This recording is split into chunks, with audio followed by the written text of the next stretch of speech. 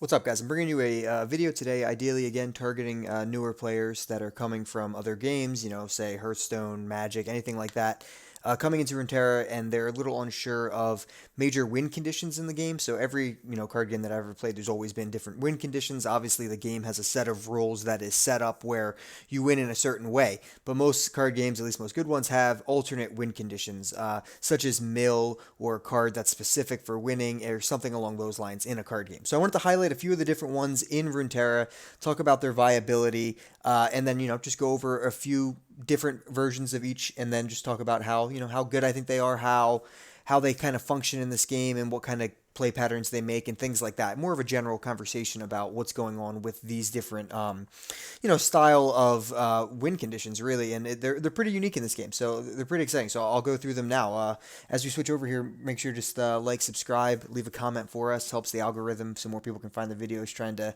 help out as many new people as we can. So as we jump over into this game here, obviously in Runeterra we have the Nexus. That's what we're trying to kill, essentially. If you deal 20 damage to your opponent's Nexus, you win the game. You keep your Nexus alive while doing that. That's how you win. As soon as the Nexus dies, the game ends. There are alternate win conditions, and there's really three that I can think of. First off is the fact of mill, right? Mill does exist, and we'll switch to Shadow Isles for a second here. But mill technically does exist in this game. So if you're coming from a different game and you've seen rogue mill happen in Hearthstone or various mills in other games, it does still exist, but it's very uncommon and it's very very hard to pull off currently. It's not hasn't found a way into the meta yet. I know I have a decent background in Star Wars Destiny, where mill actually was the meta for a little bit, and that was a game where there was characters that were designed to just mill, and if you're not sure what that word means, essentially means kill your opponent's deck to remove all the cards from them. Because in a lot of games, once you're out of resources or out of your deck, you lose. That exists in Runeterra as well. So once you go to draw a card, but you cannot in your deck, you lose the game. Now, if you're coming from Hearthstone, what would happen was you would take increasingly more damage as you drew more and more empty or shadow cards, kind of. So you take 1 damage the first time you go to draw, 2 the second time, and so on. So you would actually kill yourself that way. But in this, as soon as you go to draw and you can't, you lose the game. So that's how it works in Runeterra. Now, this happens, I have literally maybe seen it happen once, and I've been playing since beta. So it's very, very unlikely to happen. And the characters that are designed for it aren't the strongest at the moment, and it could exist at some point. But the main person who can do it here is Maokai. So Maokai essentially is a Shadow Isles character. You get at the beginning, there's a toss mechanic, which is you're milling yourself, and that's used to help go deep with Nautilus and other things like that. But here, when you toss 25 cards, or a combination of your units have died as well, so you can toss or have a unit die 25 different times, he levels up, and when he levels up, he actually obliterates the opponent's deck, everything except 4 cards that are non-champion cards. So essentially, he brings your opponent down to 4 cards. That means now that they are forced to then win the game within that time limit, unless they have a way to shuffle cards back into their deck. There are a few ways, but the most common is anytime a champion becomes a spell. So let's just take Callista, for example. If you have a Callista on the board, when it's in your hand, if you have a second Callista in your hand, it becomes a spell that is already in the game, such as Black Spear, but it adds the text shuffle a blank into your deck. So there is some ways to shuffle cards back into your deck like this. That would mean that they had to have had a Callista on board and one in hand at that point when you milled their deck. But most of the time, they don't have that option, and the other cards that shuffle cards into the deck aren't super popular, other than Go Hard is the current KDA card that is popular for that. But other than that, there isn't a ton. So it's slightly viable, but it's really difficult to pull off. So essentially, once you do get to this point where you milled them completely and you leveled up Maokai, they have 4 cards left in their deck. That means they have 4 turns to draw, and there aren't a lot of ways to force your opponent to draw in this game like in other games. But there is a few. And one is the veteran investigator here in Piltover and Zaun. He's when summoned, all players draw a card. So he has a potential to make your opponent draw cards quicker and mill them out. Now I'm going over this one first because it's by far the weakest of the 3 alternate win conditions that I'm going to cover, really. But it is viable, and that you can lose a game to essentially milling yourself out. And that can happen if you're just both playing a stall deck and you're really taking a really long time. You could mill yourself that way, or it can be forced upon you by a Maokai deck. Now, that's one of the minor versions of an alternate win condition. One of the main versions here is Fiora. So Fiora is just a 3-cost challenger, 3/3. She is in Demacia, and when she kills 2 enemies, she levels up. Now, once she's leveled up, she becomes a 4/4, so a pretty typical +1/+1 stat buff. But when she's killed 4 enemies and survived, she wins the game. So essentially, you can do zero damage to your opponent's Nexus, but you could win the game just if Fiora actually levels up and kills 2 more enemies. So now this is 4 enemies total. So it's not 2 for Fiora and then 4 for her leveled version. She needs to kill 2 prior, and then she levels, and then she has to kill 2 more. But if you kill Fiora and she has another leveled one in hand, and she would play that leveled one, because when you level a champion, remember, in your hand or in your deck, it will stay leveled. The pre-leveled version is no longer viable. So when you play a fresh one, she would then have to kill 4 characters to level or to win the game. But this is an alternate win condition. So essentially, you can completely ignore your opponent's Nexus and just kill chump blockers in small units with Challenger and win the game. Now, there is a very popular deck, even in the current meta, but also in past metas, using Shen, who has support. So when he attacks, whoever he's to the right of him will gain his support ability, which in this case, it's Gain Barrier, which is they ignore the first source of damage they would take. Shen and Fiora make a really interesting pair because essentially 3 and 4 drop works really well. You attack, you protect Fiora, you keep her alive, and she keeps eating your chump blockers and eventually threatens to win the game. Mix that in with plenty of the striking abilities of Demacia, such as Single Combat, which is an ally and enemy strike each other, especially when you have Barrier on your Fiora, or Concerted Strike, which is a 5-cost card here. Pick 2 enemies and 2 allies strike it. You can make your Fiora kill one of your opponent's enemies. That again will get another kill for that. Mix it with those and plenty of spell generation and denies and health buffs and things like that, and you have a very threatening deck that has a lot of potential to really make it happen. Fiora is a very realistic win condition. When you're playing against Fiora, you need to play a little bit differently. If you have a 1-drop that's a 1/1, you might not want to play it because it's just giving a free target to Fiora, and it's a way for her to win the game very quick. Now, those decks are actually surprisingly strong as well because even if they don't see Fiora, they still have the consistency of just playing other dragons and other challenger units to put more pressure onto your opponent, which is super strong as well. And, it's still a good combat-heavy deck. It has weaknesses, but it's still pretty solid even without seeing Fiora. There are other options as well than just Shen and Fiora, and I said I'd go over multiple versions of the decks. Well, one instance is saying, in your head is, well, if they don't see Fiora, then I don't have to worry about her. That is true. So one version of the deck is with Shadow Isles, and they run the card Entreat, which is a 2-cost card, and it just says draw a champion.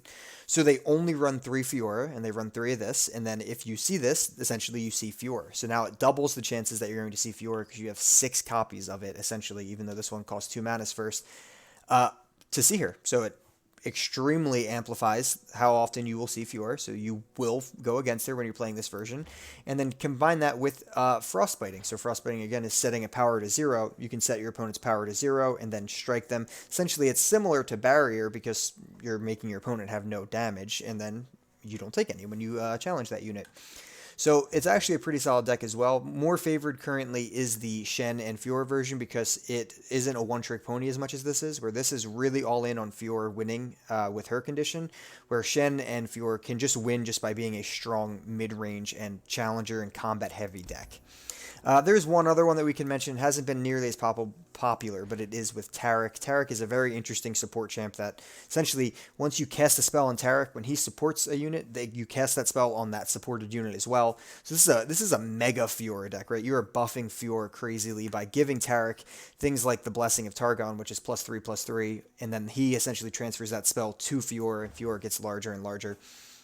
Now, this deck is, like I said, super interesting, and it's, again, really all in on Fiora. That's how you're going to win the game. You can support some other units as well, but a lot of it can get countered, and a lot of things that just will flat out remove this unit will do it. You don't have Deny from Ionia, and you're kind of all in on the Fiora package, but on top of that, you don't have Entreat from Freljord to be able to search for her, so a little bit less consistent. So those are 3 Fiora options, so you can see the viability of her. She is probably the most viable alternate win condition in the game, and Mill being the least, but there's been 3 different popular decks with Fiora that have all been pretty consistent, and there'll probably be more as well. But Shen and Fiora is the #1 and most consistent alternate win condition in the game. Besides that, the last one here will come from Targon. So Targon has a monument, or a landmark. So landmarks are essentially, they take up a board space. They cost unit mana to play. So if this costs 2, it costs 2 crystals, not mana crystals, to play.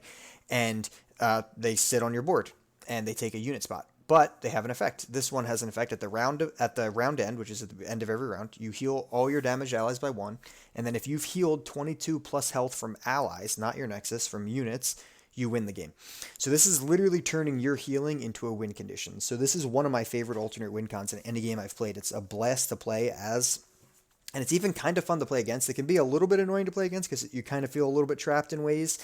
And, it is like a control-y mid-range deck. So, I know control can be a little frustrating to play against, but it really is like a brain puzzle of the best ways to purposely not deal units to your opponents so they can heal it, but make sure you're killing things and not just leaving them on 1 health, because they will essentially turn that damaged unit into their win condition. So it's super interesting, and the most popular version of the deck is pairing Soraka here. So her support is heal herself and her ally for 4 when she attacks. And once you've healed different allies 4 times, she levels up. She doesn't have to see this because this doesn't say when you've seen, it just says when you've healed. So she levels while she's in your deck, and her leveled version is a 3-drop 2/7, which is crazy good stats. And every time an ally is healed for the first time each round, she draws a card. Plus, her support ability becomes fully heal herself and the supported ally. So insane amounts of healing, which is super strong. And she gets paired with Tahm Kench, who is a demon catfish thing who actually eats opponents. So he has every round start, he creates an acquired taste, and he's a 4-drop 2/6. And acquired taste is essentially, you pick an enemy, they strike Tahm Kench. If Tahm Kench survives the strike, he eats them, and he has them captured underneath of him. And if he dies, they come back out. And he has a level up condition is when he eats 3 people, he obliterates everything, so then they no longer won't come out from inside of him, which is great. But essentially, this is forcing your opponent now to fight yourself, to fight your own units, which will damage your units, and then you can turn that damage into healing to turn it into a win condition with the springs. So that is super powerful. On top of that, in Bilgewater, there's plenty of units that have the play effect that they deal damage to themselves when they get played, including the Crusty Crodger, like I showed you, and the Boxtopus, deal 3 damage to me on play. Just some of the effects. And then in Targon, you have plenty of additional healing with Guiding Touch, which is heal an ally for 2 or your Nexus, and then you get to draw a card as well, and it's 2 mana for that. And then you have one of the biggest healing spells, and most important, which is Astral Protection, which is you heal an ally for 4, and then you grant it 4 extra health. So you heal it for 4 and grant it 4. So if Tahm Kench is damaged, you will heal him for 4, and then he will have 10 total health, which is huge. And then on top of that, other than units that inflict damage themselves, and Tahm Kench is making their opposing unit strike, you can also use the Broadback Protector, which essentially at the beginning of every round, he will damage himself to heal your Nexus. So this helps you survive against those mid-range or aggro decks.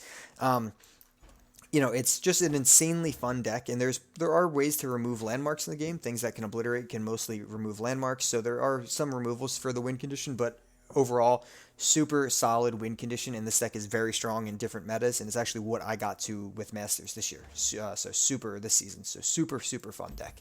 Those are the 3 I really want to go over with you guys. Those are the 3 main win conditions that really stand out. And again, milling isn't really viable. The Springs deck is extremely viable, I believe. It's very, very solid deck. And then the Shannon Fiora deck is a staple and has a lot of viability because it has been around since the beta, and it's been very, very consistent because Fiora is just a son of a gun to deal with. So those are some alternate win conditions that I want to take you guys through.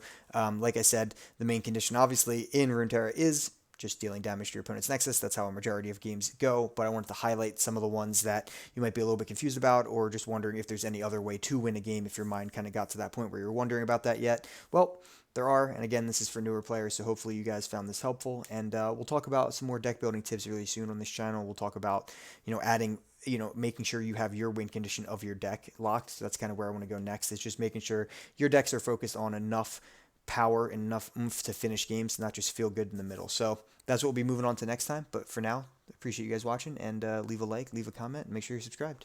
See you.